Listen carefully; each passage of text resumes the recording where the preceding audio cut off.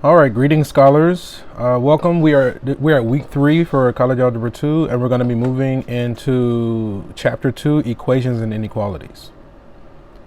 So we'll start with Section 2.1, the Rectangular Coordinate System and Graphs, Navigating the Cartesian Realm. A few learning objectives here. We'd like to plot ordered pairs in a Cartesian coordinate system, graph equations by plotting points, graph equations with a graphing utility, find the x-intercepts and y-intercepts, use the distance formula, and use the midpoint formula. So graphical navigation, road tripping. Imagine planning a road trip using a rectangular coordinate system and graphs. Your starting point is the origin, 0, 0, and each coordinate x, y represents a destination. The x-axis can represent east and west, while the y-axis represents north and south. Plotting your stops on the graph helps to optimize your route, ensuring you cover the most ground efficiently. Need to visit specific cities? These are your plotted points. Want to find the shortest path? Use the graph to minimize the distance traveled. The rectangular coordinate system becomes your road atlas, transforming a travel plan into a visual strategic adventure. In this way, graphs not only map mathematical concepts, but also offer practical solutions to real-world challenges. So here we have the Cartesian coordinate system. It's a two-dimensional plane where the x-axis is the horizontal axis and the y-axis is the vertical axis. A point on the plane is defined as an ordered pair x, y, such that x is determined by its horizontal distance from the origin and y is determined by its vertical distance from the origin. Okay. Let's go like this.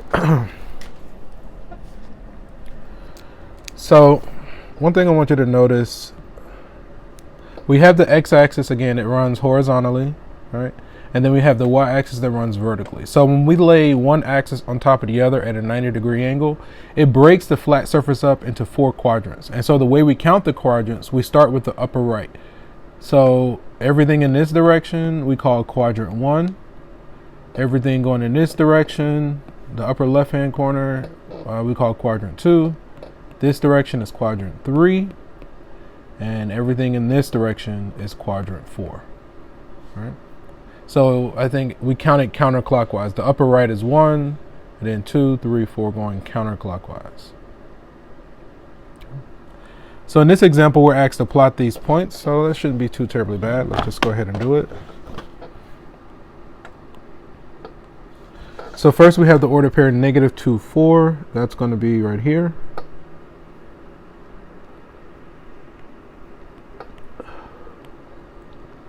Then we have 3, 3. So over 3 and up 3 is here. Then we have 0, -3 is here. Okay. So this is -2, 4. This was over 3 and up 3. And this was 0, -3. Okay.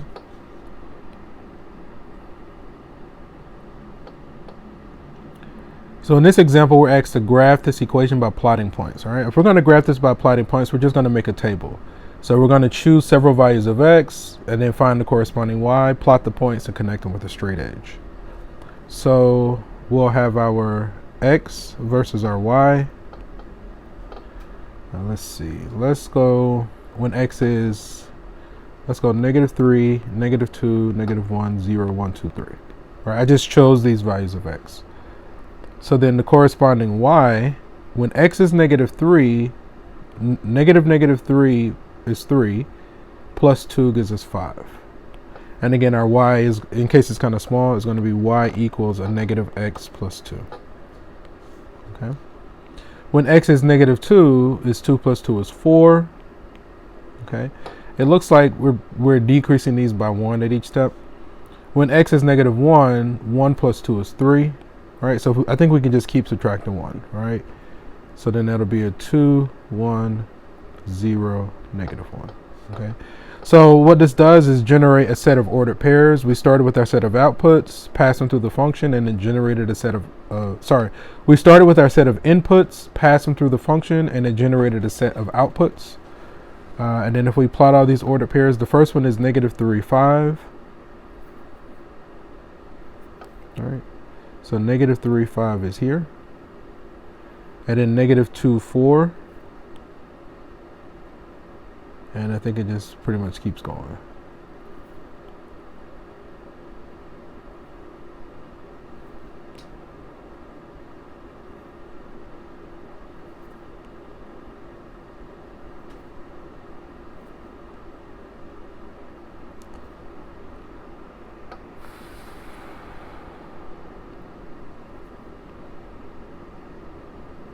Okay, and then to graph this, we want to just connect these with a straight edge.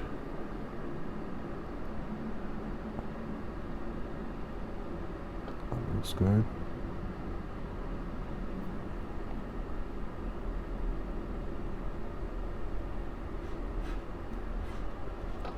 Okay, and that would be it. So they did the same thing. They chose several values of x, found the corresponding y, plot out the points, and connect them with a straight edge. Okay. So this one asks us to use a graphing utility to graph this. Okay, so some options for a graphing utility that I know that you can access. I know if you're working, you'll see me work examples. I'm going to be using TI 83 plus. That's a graphing calculator. But then there are some free options. So these are going to be free. I know a popular one that students like to use is a site called Desmos. Let me clean it up. Desmos.com. Another free option is a site called GeoGebra.com. And these are basically free graphing utilities. You would have to do a little research to figure out how to use them. But yeah, so these are some of the graphing utilities that we have. So let me pull up. I'm going to pull up my graphing calculator.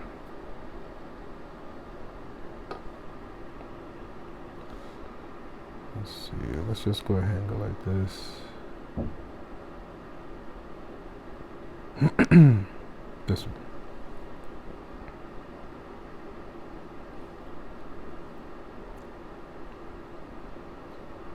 Okay. So again, we're asked to use a graphing utility to graph this. We do need an appropriate window, but I'm just gonna use a standard for right now. So I clicked on y equals, and then in this instance, what I'm going to do, I'm going to say parentheses, a negative 2 by 3. Oh, 2 by 3 x plus 4 by 3. Nope. Okay. We should do an appropriate window. I'm just going to do the standard window. We'll get a sense of it. We should be able to get a sense of it. Now, when I say standard, basically it's 10 in all directions. But notice we're working with fractions, so I'm sure there's a better window that we could do. I guess I can include some screenshots. So let me.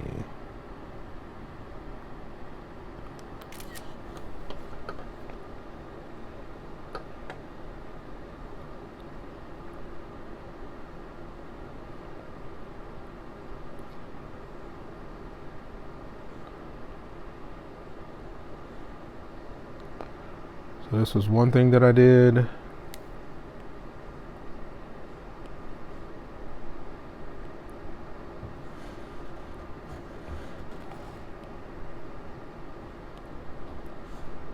And then graph, I got an image like this.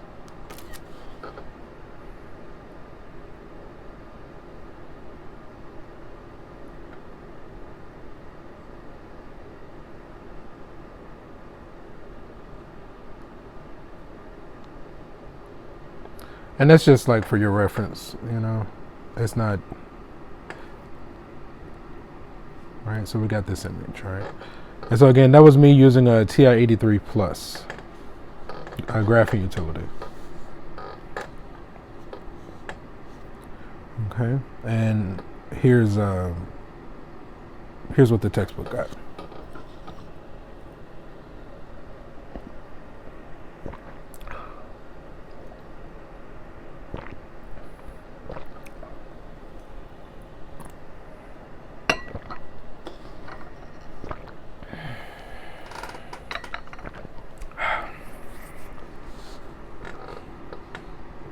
Okay. Let me see. So let me get rid of this. That's fine. Yeah, there we go. Find the intercepts of this equation. Okay. So for the intercepts, if you think about the word intercept, in your everyday life, what does it mean? Well, it means to like cross, right? Or overlap. So the intercepts are basically where the graph crosses either the x-axis or the y-axis. Now, personally, when I'm finding the intercepts, I prefer to find my y-intercept first because I find that oftentimes it's easier to find the y-intercept over the x-intercept. Sorry. So let's start off by finding the y-intercept. Now, in order to find the y-intercept, on the y-axis, what's the value of x? No matter where you are on the y-axis, the value of x is 0. So in order to find the y-intercept, what we do is set x equal to 0. Okay? So then if we set x equal to 0, we'll get y equals -3 times 0 minus 4. So then y equals -4, right? So that should be our y-intercept. Analogously, in order to find the x-intercept, we set y equal to 0. Again, so no matter where we are on the x-axis, the value of y is always 0, right? So then if we set y equal to 0, we'll have -3x minus 4 equals 0. And then if we solve for x, we can add 4 on both sides. I'm just going to write it. So then we get a -3x equals 4, and then divide both sides by -3. X equals a -4 by 3. So we got our x-intercept and our y-intercept.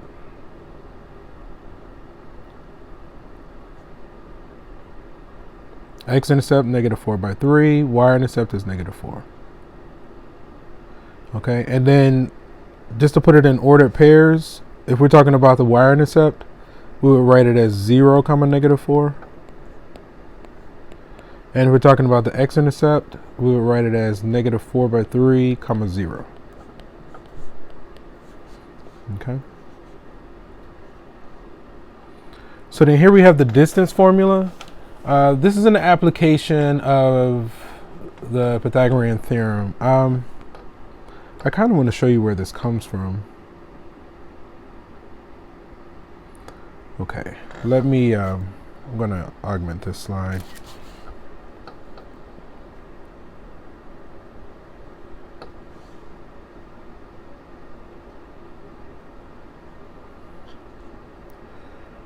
So I want this kind of towards the top. Boom, I think that's perfect. Okay, so, and I'll try to be concise as best I can. So say like we consider the positive x-axis like in this direction. And like we have the positive y-axis in this direction. Okay, let me think. So then, let me think. So like we want to consider 2 points, like let's call this P and this the point Q. And we want to consider the distance from P to Q. All right, we want to consider that distance. Now, let's say that this is like our x1, y1, and we'll say that this is our x2, y2. All right, those are the ordered pairs. That's how we find these points, right? So if P is going to be found by doing, or here, let's start with Q. Since that's going to be found by doing x1, y1, that means that this here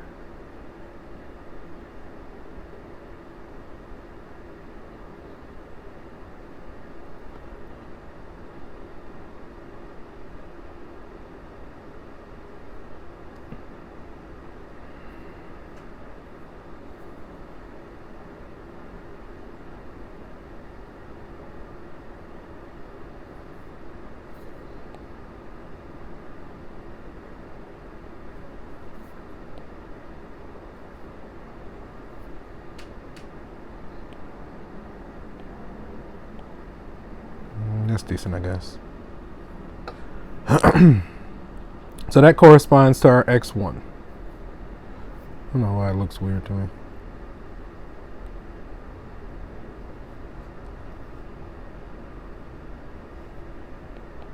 All right. And if I copy and paste this corresponds to our x2. Let me I'm just gonna be in a little bit OCD, you have to forgive me. Nope, undo. Now how could I target that? I think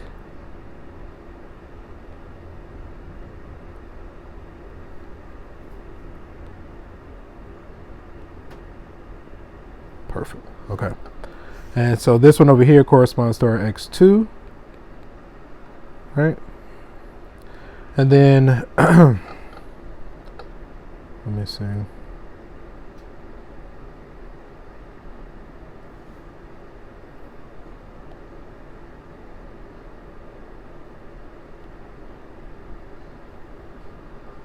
Style.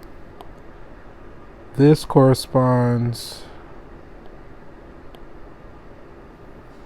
to our y1.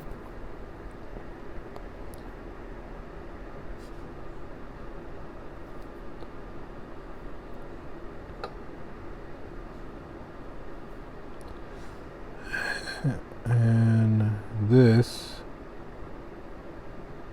corresponds to our y2. Right? So notice we get this shape here. We get a right triangle, right? So for the Pythagorean theorem, so we were able to generate a right triangle where this distance is this could be our leg A, this could be our leg B, and this would be our C, right? So if we want the distance from x between x1 and x2, we would basically subtract, right? We would say x2 minus x1. If we want the distance between y1 and y2, we will subtract. We would say y2 minus y1, right? So then again, Pythagorean theorem, if we have a right triangle, then that says that what? A squared plus b squared equals c squared, right? But then from the image, you should be able to see, and let me kind of match it up for the formula, for the sake of the formula. So I'm going to move my b over here, and I'm going to move my see if I can get this to work. Nope. Let me see. Now, how did I get the other thing to work?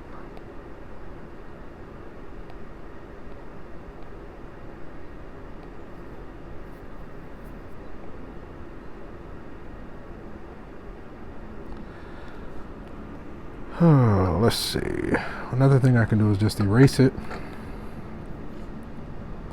So we'll call this one, this will be our B and this will be our A, right? But it's still, everything still holds. So then I want you to notice that A, if we want the distance, so it's really going to be x2 minus x1, and because we're talking about distance, we're just going to incorporate the absolute value. So the distance from x1 to x2 is going to be the absolute value of x2 minus x1, right? Similar for B.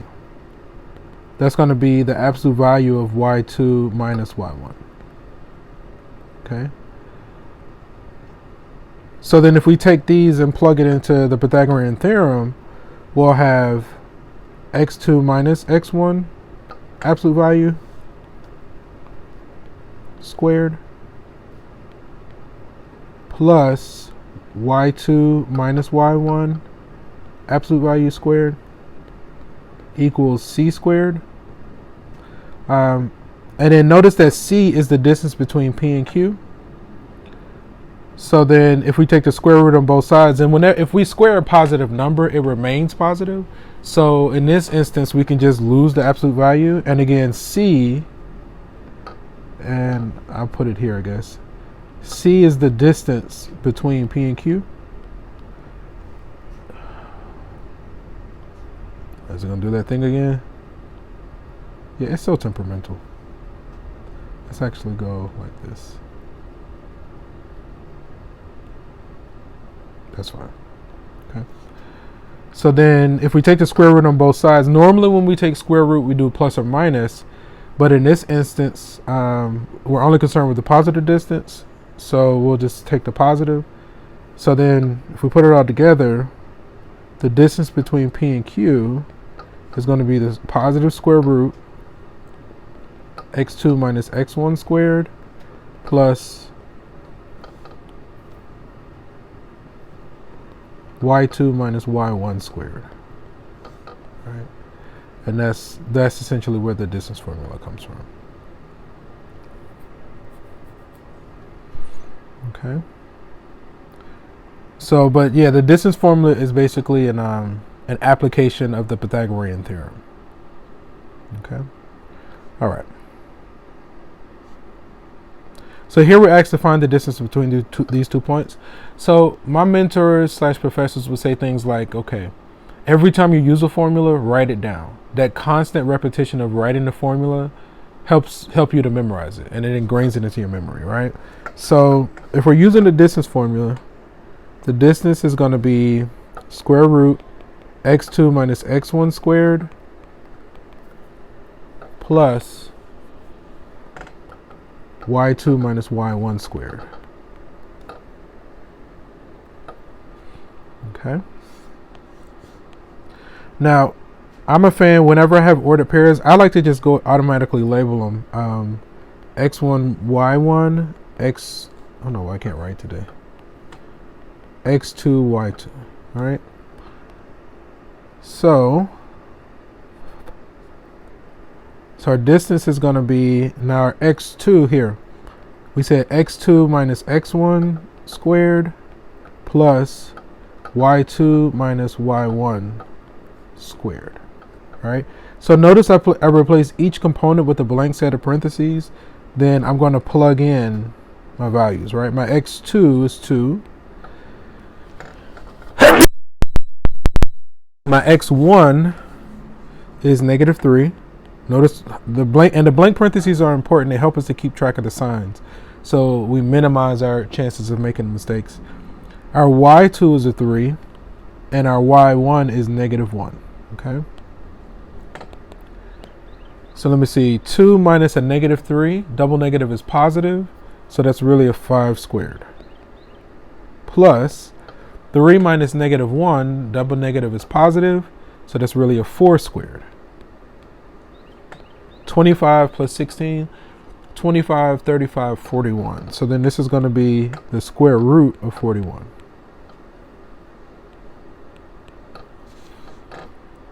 And I think we have a typed version here.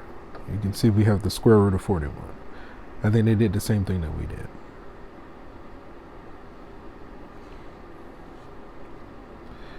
So in this example, it's on find the distance between two locations. Let's return to the situation introduced at the beginning of the section.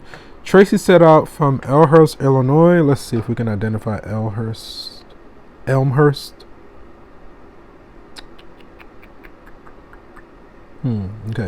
To Franklin Park.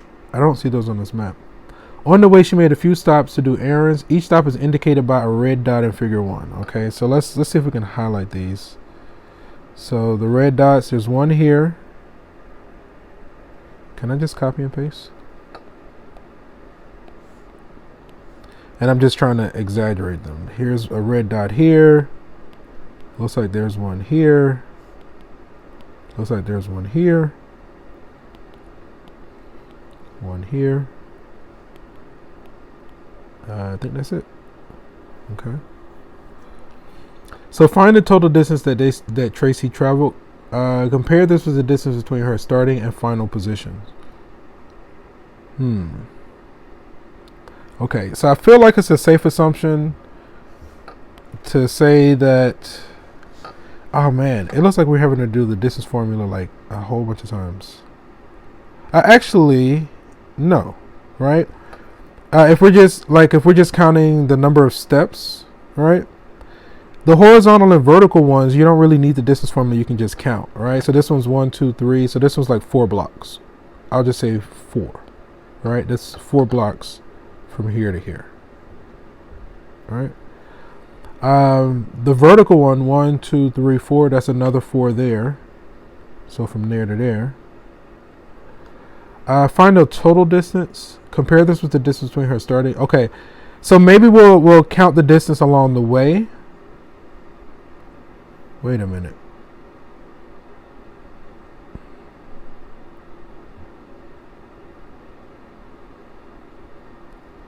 Yeah, let's keep going.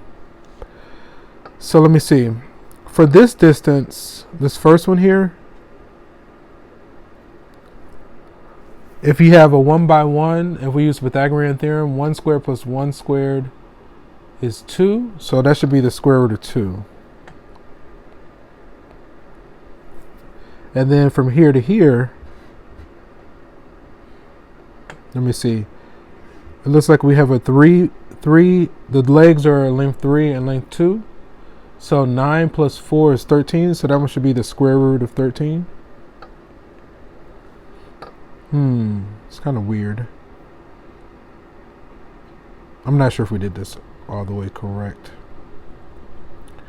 And if you want the distance from her start to finish, we can just use Pythagorean theorem. Let me see. If we count our blocks, 1, 2, 3, 4, 5, 6, 7, 8. And then the other leg is 1, 2, 3, 4, 5, 6, 7. So one leg is 7, one leg is 8. So that's a 49 plus 64. 113. So square root of 113. Okay, I'm going to look at my prepared notes. I feel like these are good. I feel like we got these same results. Let me see. The first thing we should do is identify the ordered pairs described in each position. If we set the starting position at the origin, we can identify each other point by counting units east and north. Okay, that's fine. I think we got all of this. This is fine. So from there to there, the number of feet driven. Okay, so next we can calculate the distance. Note that each grid unit represents 1,000 feet. Let me see, does that say that anywhere? So I think that may have been like in the text that I may have missed. I don't see anything that says 1,000 feet, but that's okay. So 0 to 1. Now I think from her starting location to her first step, Tracy might have driven north. Okay, so it looks like they're only going north and east. They're not going on diagonal. 2,000 feet to her first stop. Okay. Let me see. 4,000. I think we got the 4,000 from 1-1 to 5-1. So let's go back and redo our diagonals, right? So if you only go either east or north, that first one is just a 2. So we can like just remove the radical. And it's not really on a diagonal. It's actually like this. It goes here and then there. Same thing for this other one. I think it's just going to be, let me see. That's a 3 and a 2, so that one's going to be 5. Right? So she goes like this and like this. That one is 5 steps. This one is 2. Or you could say 2,000, 4,000, 5,000, 4,000. So it looks like that total distance 6, 11, 15,000 feet versus the, like if we went on a diagonal, let me see, that distance,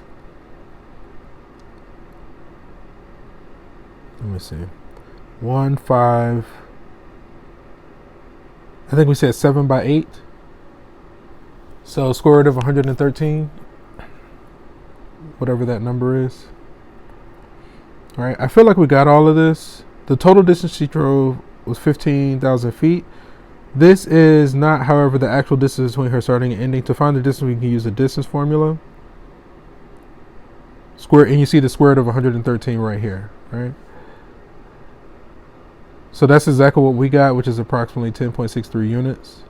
So times 1,000 per unit to give us 10,000 feet, or approximately 2 miles. All right. So again, the distinction here, you know, like for her to go from the first to the second, again, it seems like she's only moving east or north. So we tried to go on a diagonal. Maybe those are routes that she can't take. So then we count it that way. And then the final question is basically asking us to use the distance formula from her starting position to her final position, right? So that one was interesting. And I knew, I knew there were some nuances like that, but it's okay.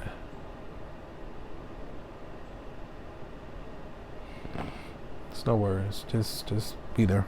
Okay, let's keep going. We're almost done with this section. Cool. Okay, so that wasn't too terribly bad. Here, okay, so this one asks us to find the midpoint of the line section. So midpoint is like the halfway mark. The simplest way I know to just remember the midpoint, it's the average of your x's, average of your y's, right? So our midpoint formula, so we could say x1 plus x2 over 2 and y1 plus y2 over 2. Average of the x's, average of the y's. Again, whenever I have ordered pairs,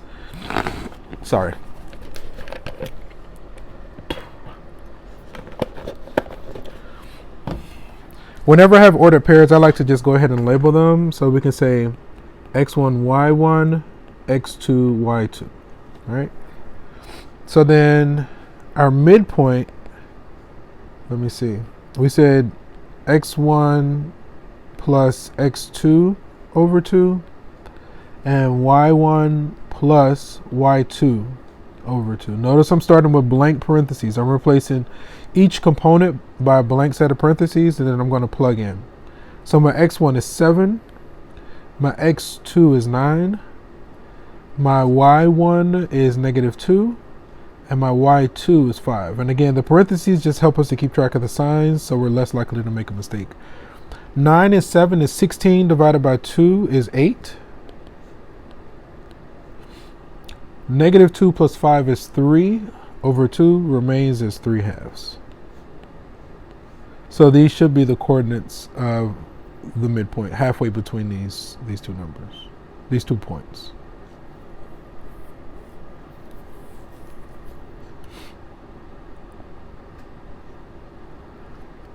Okay, find the center of the circle. They gave us the diameter and they want us to find the center. Now, let me see. The equation of a circle, let me see.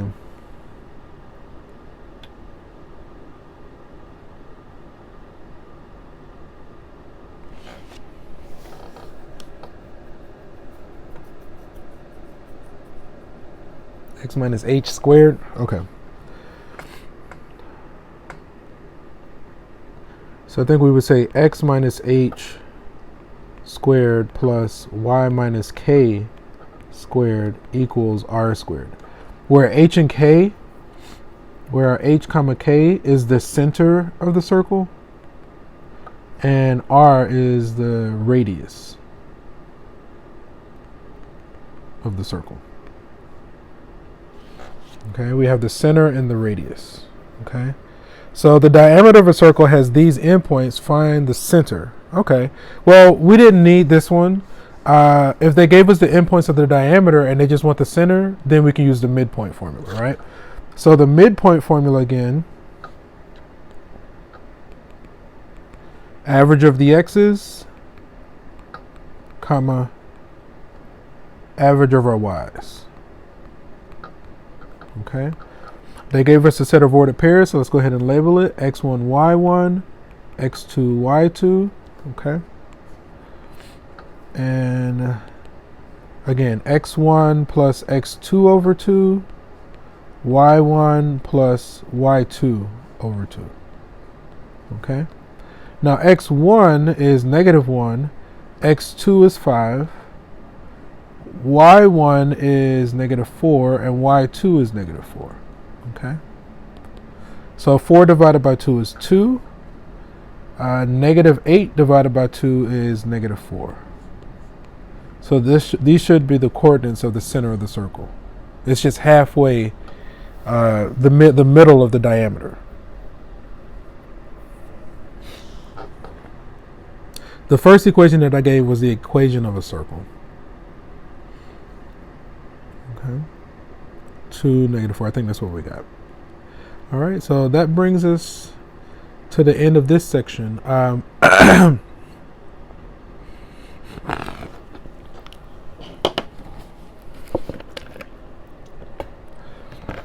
Yeah, so really no real announcements. I'm going to go ahead and wrap this one up, and we'll go ahead and move into the next section. And so with that, we're going to end this session here. And from one beautiful mind to another, take care. Until next time. Peace.